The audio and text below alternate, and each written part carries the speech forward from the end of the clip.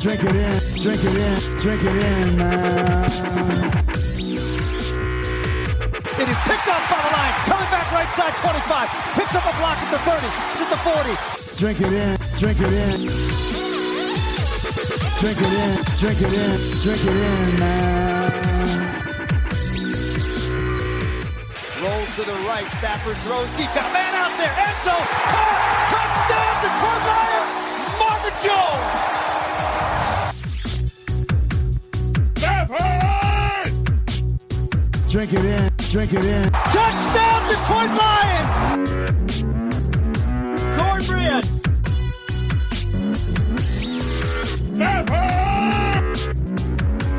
Drink it in, drink it in, drink it in, man. Detroit Koolaid, what is going on, everybody? We are back here on a Wednesday. We are here with the one and only Grifka, and we are here to talk Detroit Lions football, where you drink it in right here on the Koolaid Cast. You know how we do. We serve up that Detroit Kool-Aid twice a week, Wednesdays and Fridays, right here on the podcast. Grifka, how are you, buddy? Doing good. It's nice to be back talking to you again.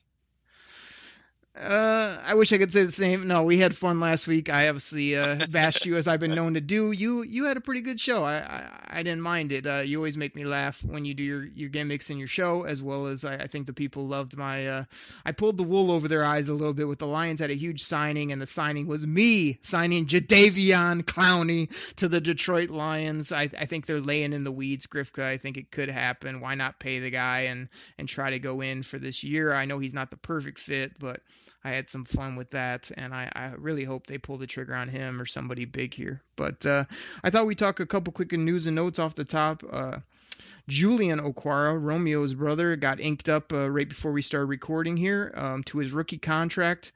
And we've also signed Stenberg and Pennicini. So those guys, kind of the lower half of the draft picks, still haven't got Okudah and Swift inked yet. But you got to be happy that these guys are getting in. I mean, I think it makes a big difference nowadays with no more of that haggling around, the $40 million guaranteed, the holdouts. I mean, rookie contracts are pretty plug and play these days. Yeah, it's nice that even with this going on and contracts are being able to be signed, everything's being able to get hashed out either through Zoom meetings or emails or whatever it would be. But it is nice for that to happen. I'm not quite for sure when players, when they get the playbooks, if it has to be when they sign or not. But anytime they can get guys in and they can start working with coaches either through meetings, the Zoom meetings, which are a lot of fun because I've been on those. It's good to get them in, get their feet wet. So Grifsky, here's a hot take for you at the beginning of the show.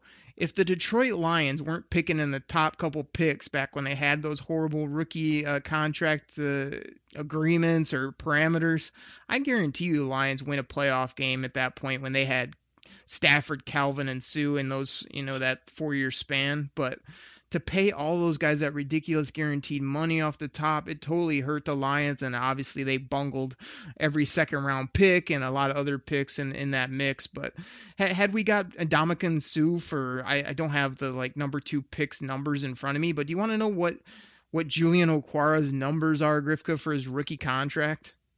Yeah, because I feel this could be one of the Lions players that could, even though it's pales in comparison to the days of yore, I believe this might be, he's going to exceed this contract no matter what, and everybody's going to be loving that. Grifka, this is a funny bit we've done previously on the show. Do you want to guess first of what it is? Because I've tried to school you on contracts, but I'd love your guess if you haven't seen it, see if you're just way out in the stratosphere like you have been in the past. Okay. This year? 4 years. 750. No, 4 years. What does he make over the 4-year rookie deal? Oh, over the 4 years? Yes. $2 million. So for playing 4 years, wow. 4 years, 4 years of football, he makes $2 million. Is your guess, or $2 million per year? No, I'm saying $2 million over the total of the thing. Okay, well you've come around, Griffith, because last time we played this game and I asked you to guess Graham Glasgow's rookie deal. You had him at about 4 years, $35 million. And then I had to coach you up that a third-round pick, Okwara was taken with where was he taken? 67 overall. Third pick in the third round. He signed a 4-year deal, so he's here for a quarter of a decade. 4 years, $4 million, 4.9 million, barely $1 million a year. In his rookie, he has a base of 610K, a little signing bonus, a cap hit of 895,000. I mean, it's just unbelievable to me. I mean, do these guys not recognize that they probably could have just been picking up a basketball years ago, and instead of making, I don't know, 4 years, $4 million, making 4 years like 80 million playing hoops? Like, this is just crazy to me how little these guys get paid. I mean, go in the octagon, you could make a quadruple that. It's just crazy to me, but that is such a steal. Grifka, will you please promise me you'll never argue with me again about draft picks, because they are the golden ticket. I mean, who is that? Grandpa Joe, that lazy ass that just sat in bed all day, and then his kid got the golden ticket and he jumped out of bed dancing around. Like, I mean, that's him after getting draft picks rather than paying guys like you would do. He's, I got a golden ticket. I mean, shut up, old man. You haven't done anything for the family. Like, I mean, is that where we're at now with rookies? Because can't you see it's just ridiculous? I mean, that's for an upper third rounder. Well, yeah, I mean, it's great. Still, it's like one of those things. Those guys, they're, like I said before, prospects are suspect till they do anything. So that's why they're drafted. That's why they're not paid as much. That's why they switched. You know, the NFL Players Association, the veterans got so mad when those rookies were holding out for big deals and they hadn't proved anything, and all those guys would bust out, you know, and be out of the league in 3 years, 4 years, where guys, and you know, the guys that have been around, you know, they're on their first big contract and they're making what the rookie make. So yeah. Yeah, so, but I'm just saying, you got. I'll still pay a guy. I'll pay a proven commodity. Yeah, of course you will. But I'm telling you that, like, you got 53 men on the roster, so I know why they can't all be multi-million-dollar deals. But I'm looking at it now. Okuda's cap hit's going to be barely 6. Swift is like 1.5. Okwara under $1 million. Everybody else, I mean, you start getting down to the Penicinis, it's barely 500,000. I mean, like, if Penicini is a halfway decent role player, I mean, that's incredible value for a player. I mean, you can only have a couple of these big pay guys like you like to pay every year, 10, 20 million, give them whatever they want. Everybody else just makes peanuts in the NFL. It's crazy to me. Anyway, I'm glad the rookies. Peanuts, bud. Dude, it's professional sports, and getting your body beat up the way these guys do, like $1 million a year, that just doesn't even seem worth it to me. But whatever, like, it's I'm glad he's on the team. I like his talent. I think it's a great signing. I love draft picks. We all know this. All the Detroit Koolaid drinkers know this. But don't ever argue with me about giving away a third round pick for some bum, or paying a guy $20 million that's over the hill when you can just go draft people at that kind of price, would you? Grifka, we got to keep this thing moving. Did you see these articles about the top coaches and the top GMs? They ranked them 1 to 32. Did you see this? Yeah, I saw them, but they're pretty much clickbait for me because, you know, much like you, when what we do on Fridays, I just kind of get annoyed by it because they're just total disrespect of anything. I mean, the Lions could go out there and get Bill Belichick, and they would find him probably like the 31st best coach because he coaches the Lions. Well, this did not come from Lions 24/7.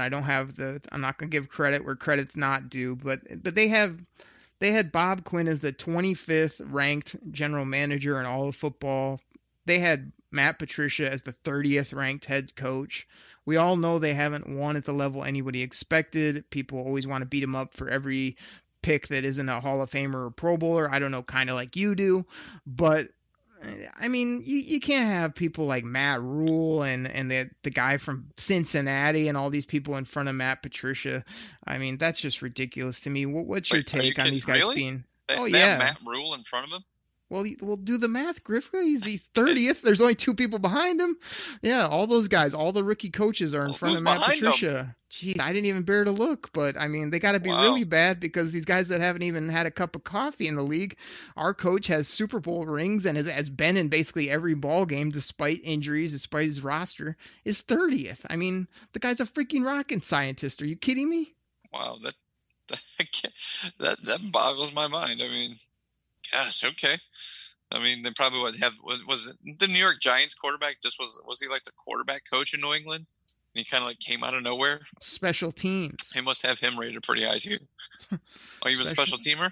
Special teams. I guess I can't complain. Well, John Harbaugh was a special teams coach too, but he has the pedigree for it. He did more than just walk on the New England Patriots practice field and all of a sudden, become a great coach. Grifka, if you were to compare like John Harbaugh to the new Giants coach, gosh, his name even escapes me. It doesn't even matter. But how would you maybe compare the two? Maybe like how would you do that? The New York Giants head coach is a poor man's Joe. Was it Joe Avisano? I think it was Joe Avisano, the old Dallas Cowboys special teams coach that always got airtime for the Cowboys. I've never seen a special teams coach get as much airtime as that guy. I mean, they would do something good and he would look like he could punch a hole through a brick wall. I mean, I'm sure that guy's pretty cool, but still, it's like Joe Avisano got the most pub ever for a special teams coach. He was nowhere close to Stan Kwan. Why do you think that might be there, Grifka? Because much like, and I like Amari Cooper, but, his, revelation of like, it's like we're always on TV. Well, yeah, go figure, because you play for one of the most favored teams in the NFL. Duh. What are some other teams that might be, favored by the NFL or be the Bizarro Lions, let's say? Oh, geez. I mean, of course. I mean, I'm sure, LaFleur from Green Bay is probably like right up there in the top 5 because, he had Aaron Rodgers. So he's obviously, a genius. And, Belichick's a great coach. Can't complain. I do like Mike Tomlin in Pittsburgh, so I really can't say bad about him. But still, I mean, there's some guys that, John Gruden, did the game not pass him by? I mean, really? I mean, come on, really? But obviously they brought him back. He's probably ranked in the top 5 as well. And I like John Gruden, but still, I mean, it's like, I think the game's passed him by a little bit, but I know they got him ranked pretty high. So, and your boy, I mean, the guy who you really like, Bruce Arians, he's probably ranked pretty high too, but I kind of like Bruce Arians. Grifka, all of this crap is funny to me, but it does this. It drives me freaking bonkers. Spring is here, and you can now get almost anything you need for your sunny days delivered with Uber Eats. What do we mean by almost? Well, you can't get a well-groomed lawn delivered, but you can get a chicken parmesan delivered. A cabana? That's a no. But a banana? That's a yes. A nice tan? Sorry, nope. But a box fan? Happily, yes. A day of sunshine? No. A box of fine wines? Yes. Uber Eats can definitely get you that. Get almost anything delivered with Uber Eats. Order now. Alcohol in select markets. Product availability may vary by region. See app for details. This episode is brought to you by PNC Bank, who believes some things in life should be boring, like banking, because boring is steady, pragmatic, responsible. You don't want your bank to be cool or sexy. Sexy is for red carpets, not banks. That's why PNC Bank strives to be boring with your money, so you can be happily fulfilled with your life. PNC Bank, brilliantly boring since 1865. Brilliantly boring since 1865 is a service mark of the PNC Financial Services Group, Inc., PNC Bank, National Association, member FDIC. Grifka, let's get into the show here. We got a funny show for the people. I hope everybody enjoyed the beginning, but we're going to get into it right now. So, Grifka, over the years, I mean, me and you are Jim Rome fans, right? Oh yeah, yep. Well, I like Jim Rome. I know you're probably like always attending functions, or your job is so important, or your life's just so pristine that you can't carve out a couple hours to listen to Jim Rome or keep up with him. So I always have to get you up to speed on all the funny gimmicks and whatnot. But there's 3 funny things, 3 must listens when it comes to Jim Rome, and that's the smack off, the one day of the year where the best callers call up and talk junk to each other. That's coming up next Friday, June 19th. I'm sure we got some Rome fans listening.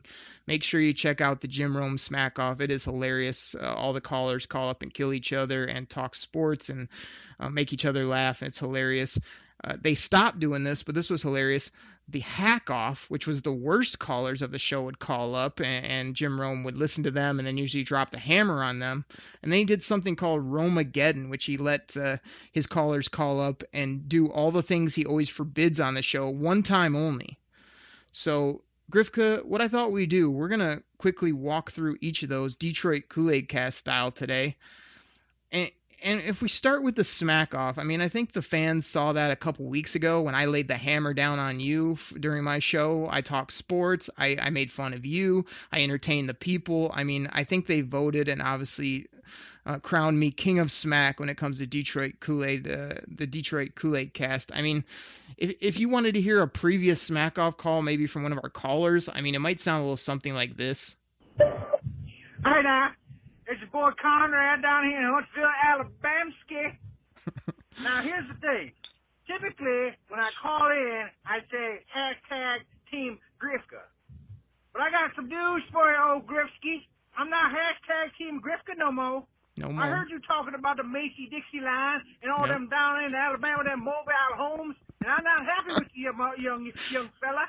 I'll tell you that right now. Second thing is here, old Grifsky, is that how are you going to sit there and predict that the team's going to go 12-4, and then you just complain for 35 to 45 minutes about how bad the team practiced? Pick a side, Grifsky. Stop going back and forth, you waffle maker. Don't think I didn't forget about you, old Okwara. What? You're just mad at that podcast because Fat Pat picked them over you. I can't help y'all no more. I can't do it. It's your boy Conrad, calling from Huntsville, Alabama, and I'm out. Peace. Now that's how you bring smack. That's how you talk smack. Now, first of all, Conrad from Huntsville, it's Okwara, not Okra. I just want to let you know. But you have dubbed Grifsky the Waffle Maker, which is going to be a timeless tradition here on the show. That was classic. I mean, Grifka, after a call like that on Jim Rome, you might hear, huge, rack him, something like that. Like, do you recall that? I mean, that was a good day here on the show.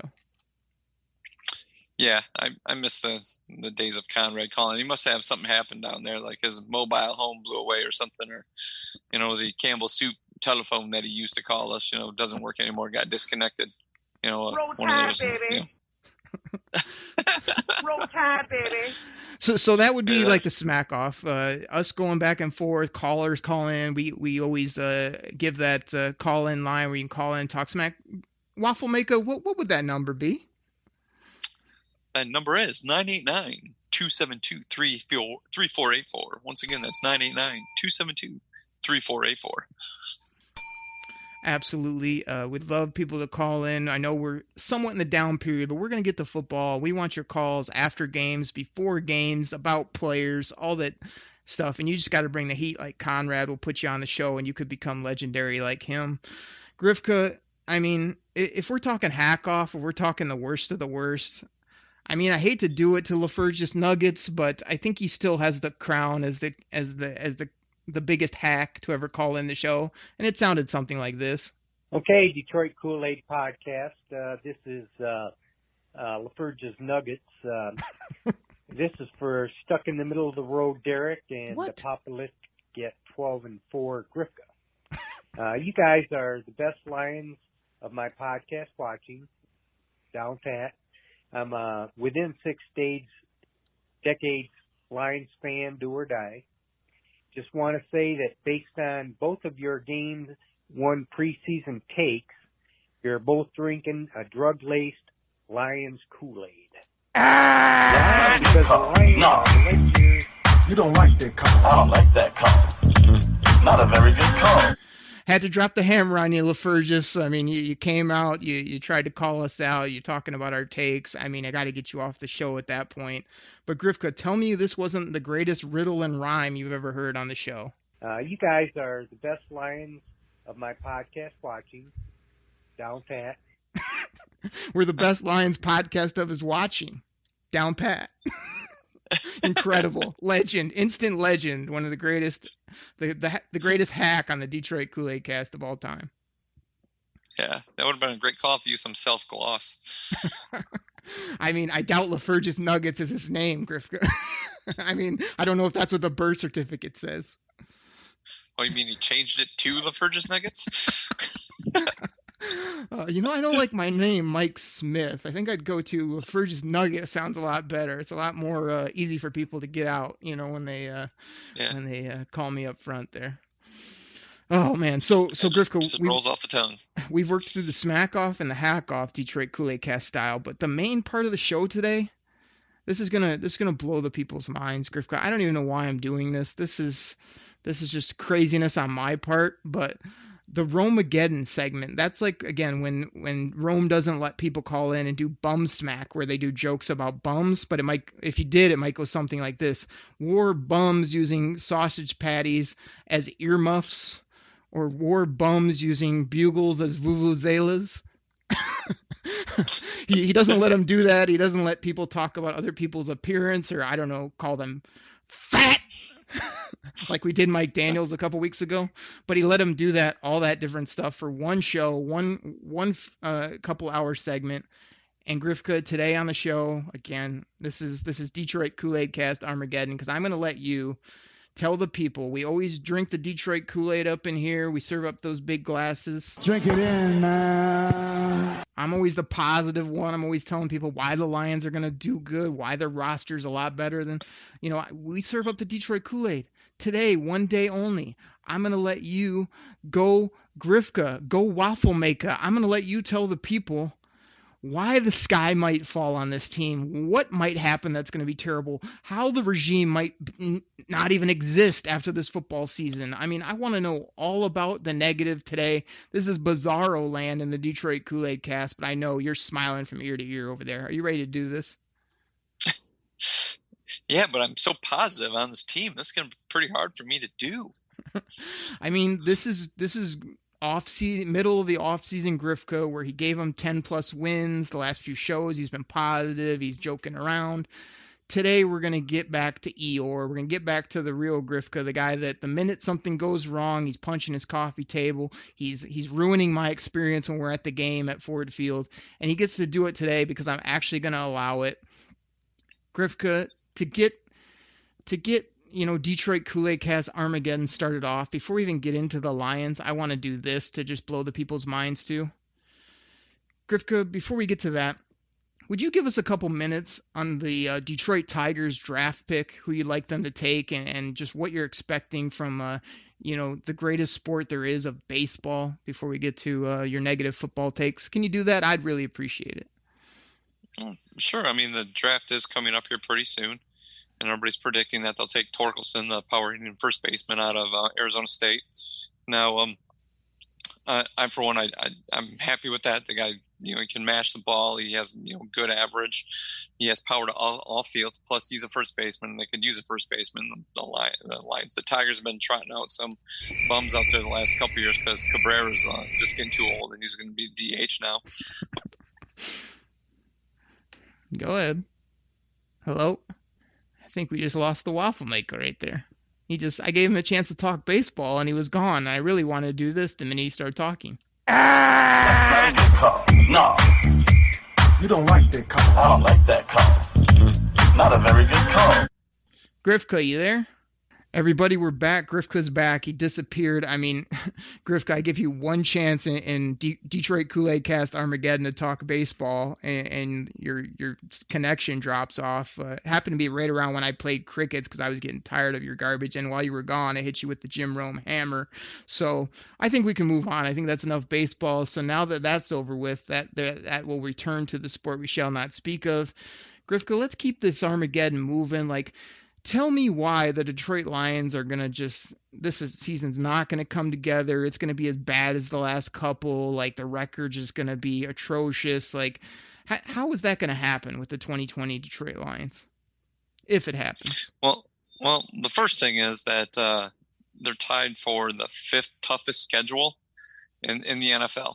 And It is. It's just a very tough schedule for them to do. They're breaking in a new defensive coordinator, and I'm sure Matt Patricia is going to be the guy pulling all the puppet strings, anyways. And still, I mean, he's the defense coordinator. He's got to learn the guys, got to work with them. I know a lot of Philadelphia Eagles players really praised him, saying he was ready. But still, I mean, breaking a new coordinator in, and Stafford's coming back from injury this offseason, not being able to work with a lot of the new guys. And I know the Lions went into the draft looking for guys who could jump in, contribute with very little training camp experience, but still, it's very hard for rookies to do that. And then you're depending on Matt Stafford's last couple of years have been dinged up, hurt. You know, a couple of years ago, it came out at the end of the year that, he had the broken back, and you were like, allegedly, but still, then last year kind of happened again. And same thing. You got to break in a couple new offensive linemen, sign, Hal Vitae, your whole left side, your whole right side of the line is going to be new. And then you still got, the turnstile Taylor Decker over on the left side. So, I know PFF rates him, good, every once in a great while. So that makes him an above average tackle, which no, it really doesn't. But still, I mean, he's still your left tackle over there. Carry on, we know we're talking about the dynamic duo that the Lions backfield could have. But then again, it's one of those things where Carry On hasn't been able to spend, been injured, not being on the field. We've both talked about it where Swift isn't he can't be a bell cow that can be the guy getting the ball all the time.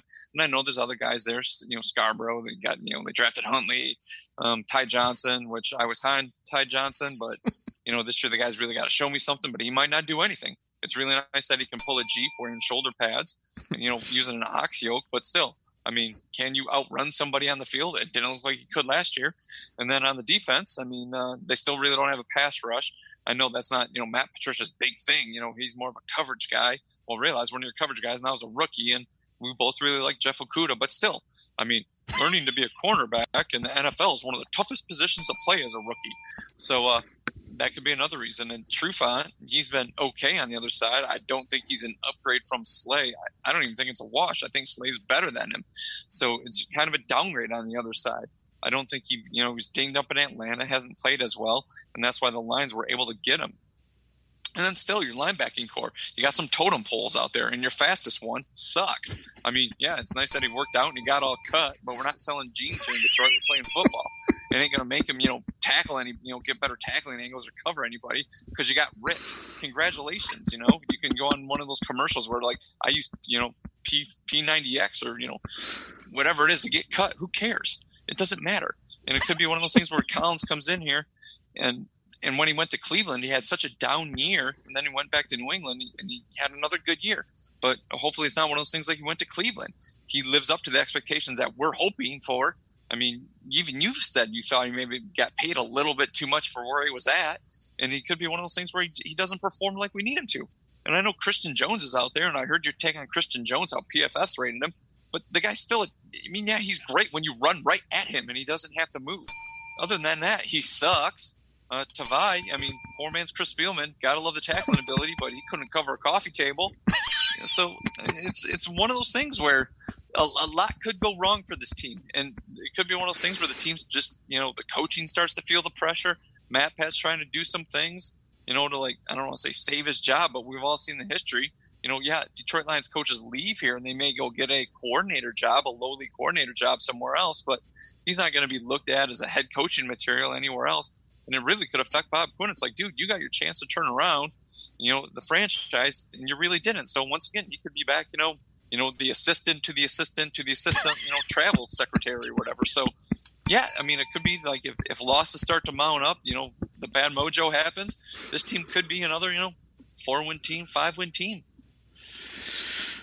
Grifka, can you take a breath now? That was one of your longest. I was trying to get it all in before you cut me off or did crickets and stuff like that. So I was trying to talk as fast as I could. Grifka, in summary, everybody that's listening knows you're smiling from ear to ear. You've been waiting for this for multiple reasons. It brings you joy to hate on this football team, even though you say you love them. What you really were trying to say instead of in that 12-minute rant was that you think the Lions could possibly be not that yeah, they might not be that good or that great. It might not be that great. Grifka, you know what I'm starting to think about Detroit Koolaid Cast Armageddon? You know what I'm starting to think? What's that? It's a bad decision. Period. Point blank. It was one of the dumbest decisions I ever made. We're gonna keep it going though. So, I mean, you ran through multiple of my questions. You ran down every position. You hit on all your people that you just harped on for the past 2 seasons. No matter how they play, you just crush them. I mean, here's a question for you that I don't think you ever think about when you're just ready to get rid of the team or think so-and-so's not that great, and then you're just going to upgrade them. Like, now what? So the Lions had a terrible season in your mind. You're telling all the people on the Koolaid Cast, see, I told you so. I told you this team. And now what are you going to do? How are you going to get this team turned back around where it's not a 5-year rebuild now that your Lions Armageddon has happened? Like, tell me. I want to hear this. Well, the first thing would be you would have to, I don't know, get a coach that knows when to use timeouts.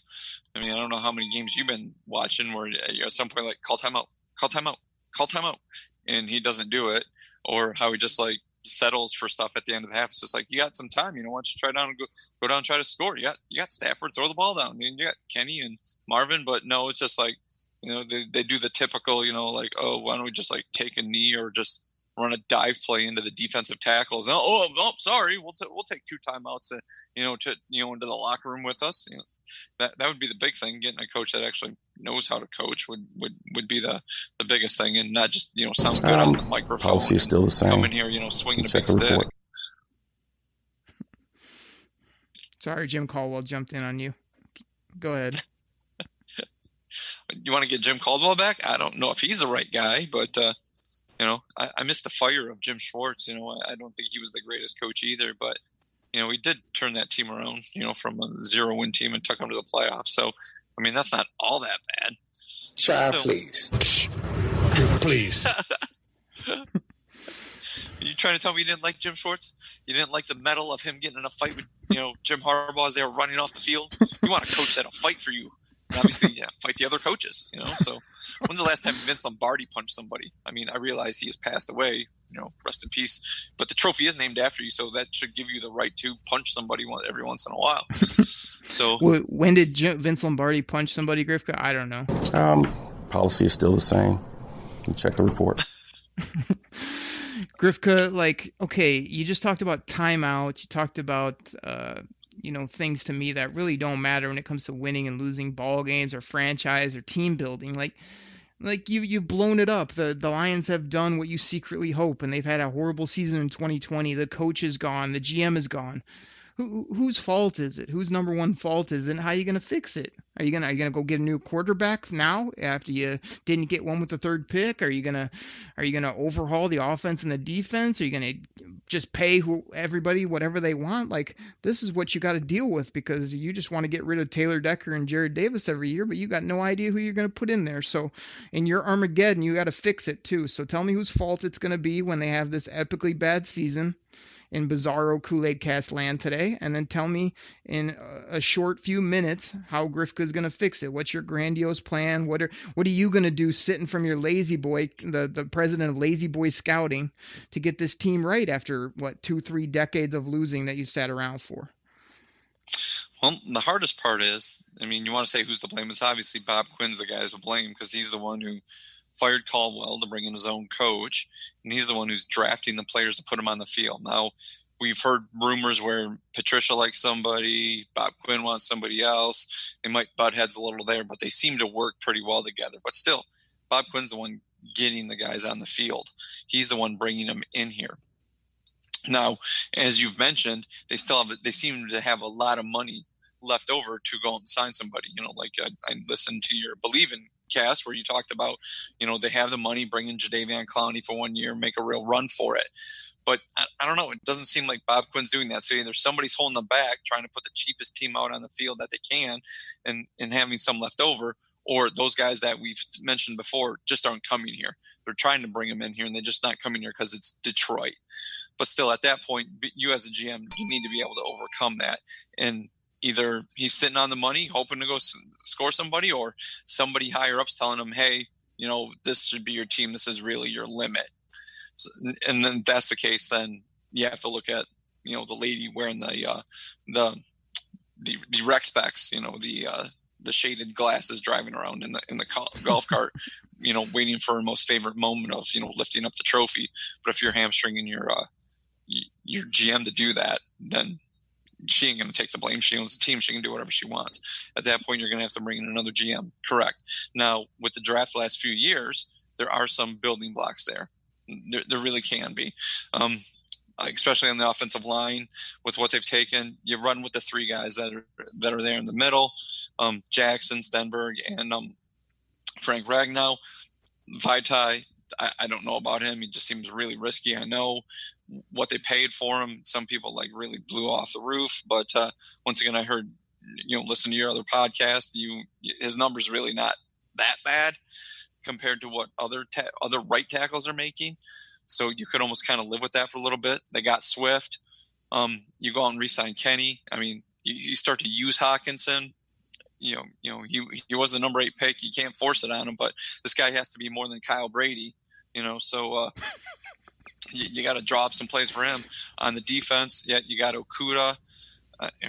You spend a lot of money on Flowers. I don't know. You really can't change the scheme where you're expecting him to get to the quarterback on every play. That's, he's not Reggie White. He's not that type of player. Your defensive tackles, you want to say Deshaun Hand, but it depends on what you're doing. If you're going with the guys who are here, Deshaun Hand, he's a tweener at that point. He's not big enough to play defensive tackle. He's really not quick enough to play defensive end then if you're looking for somebody to be a pass rusher like that. So that doesn't work either. I think you're good at safeties. So I don't think you have to do a whole lot there.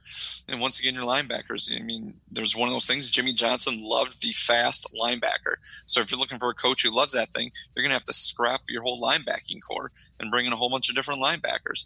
Now, either you do that in the draft or you try to just find fast guys, in free agency. Or you might have to pay somebody huge, depending on who's coming out and when, in free agency. But generally finding those linebackers like that, they get franchise tag, they get big money.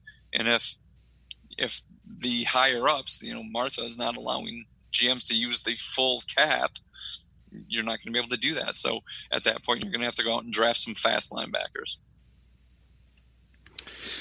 Well, there it is, everybody. There's the Grifka magic pill to fix the Lions after he told you why they are going to be terrible in 2020. This has been the Bizarro Koolaid Cast. I think, Grifka, if you're the fixing the Lions and you are going to move on from Taylor Decker, I don't know. He might do this. Followed up by a choke slam, of course. And then, I don't know. I think all of your takes today, I let you get them in. I just sat back and listened. They were probably, this. That's terrible. That's a terrible idea. That's a terrible idea. That's kind of what I think about Detroit Koolaid Cast Armageddon. And, it was pretty much this. That's pitiful. It's absolutely pitiful to perform like that. Did you feel good about it, though? Did it help you? Because this is the one time only where you're going to get that kind of crap, and I'm not going to come back at you, drop a Jim Rome hammer on you mid-sentence, hit you with crickets, hit you with me jumping in on you and just coming after you with gloves off. Did it feel nice to just wreck the team and not have me kill you? Yeah, it was fine. But, if you want my take, I told you I thought the linebacking core was weak, and I like fast weak side linebackers. You prefer obviously the stoneheads from Easter Island out there. Which is fine, but not me. I like a guy who can actually move around the field. Oh man, well everybody, I hope I didn't depress you too much. If so, you could use this music. But this was the Grifka Show. This was Detroit Koolaid Cast Armageddon. This was up is down, down is up, right is left. Everything was backwards. It was a sad show, but I think in some ways it was a fun show. Grifka being the Lions GM, it sounds like in the movies when you hear this.